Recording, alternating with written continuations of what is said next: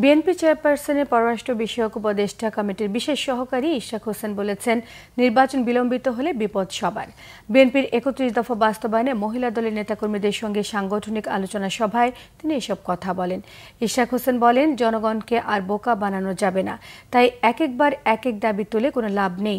BNP প্রতিষ্ঠার লগ্ন থেকে জনগণের ক্ষমতায় বিশ্বাস করে, তাই ভোটে যে রায় আসবে তাই বিএনপি মেনে নেবে বলেও মন্তব্য করেছেন তিনি বলেন, ডামি কিংবা রাতের ভোটে নির্বাচনের কথা ভুলে গেলে চলবে না। ১৬ বছরে দেশে যে গুম খুন নির্যাতন চলেছে তাও স্মরণ রাখতে হবে।